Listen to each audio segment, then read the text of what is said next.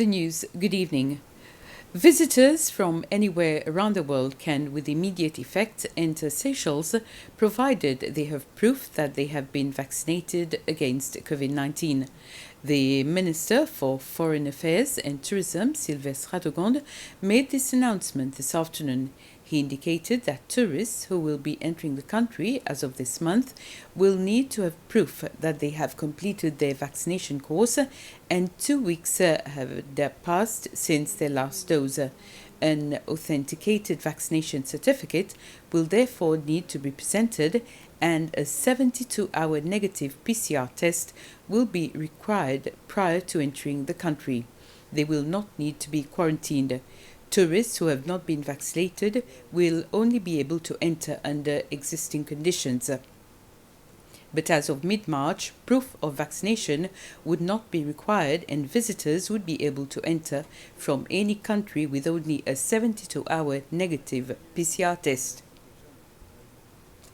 We hope that this will open up the tourism industry primarily for the locals, the small hotels that are currently struggling on La Digue and Pralin, and also on Mahé, but also provide that kick that our economy desperately needs.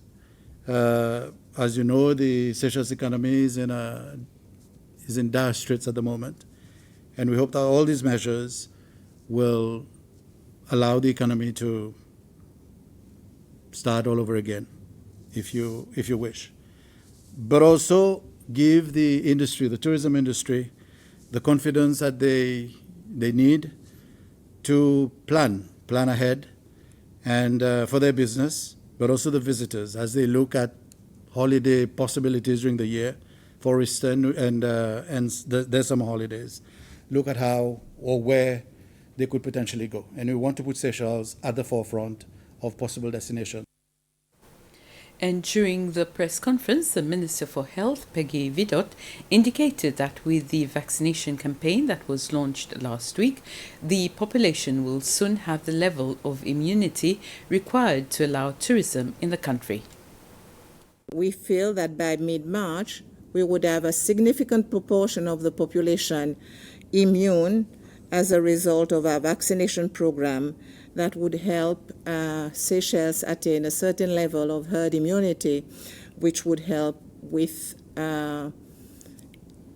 programs in the tourism industry that could see the arrival of many tourists in our country. So far, about 2,000 people have been vaccinated since the COVID-19 vaccination campaign started 5 days ago. As of next week, there will be 9 vaccination stations across the country. The campaign is also taking place in large companies like Lenmarine, Hundeltel, IoT, the SCCA and the SPDF, which have their own clinics. The campaign has also moved to La Digue today.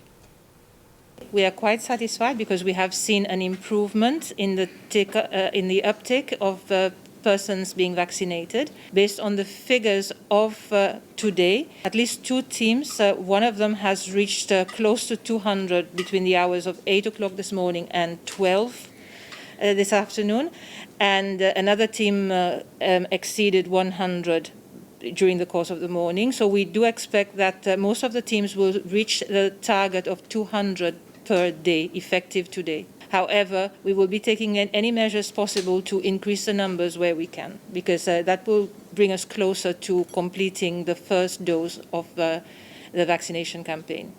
I suppose the first challenge was the low turnout on Monday afternoon. And on Tuesday, the turnout was also relatively low, considering that we had 5 teams operating.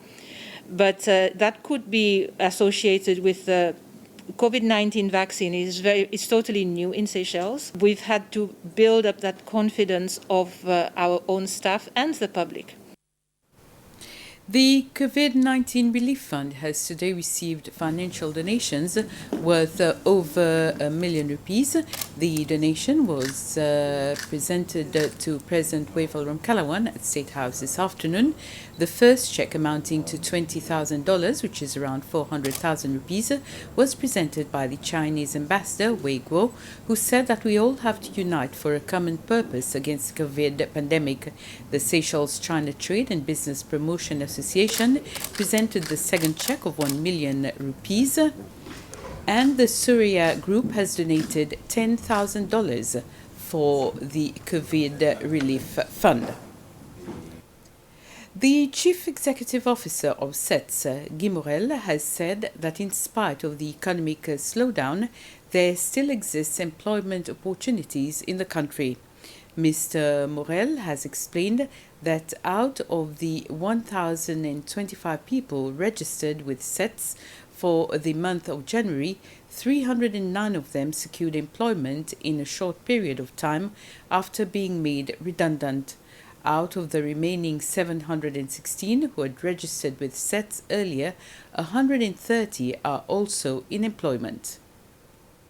What is that telling us? It's telling us that yes, we're going to a retrenchment, economic retrenchment due to COVID, but there is still opportunity.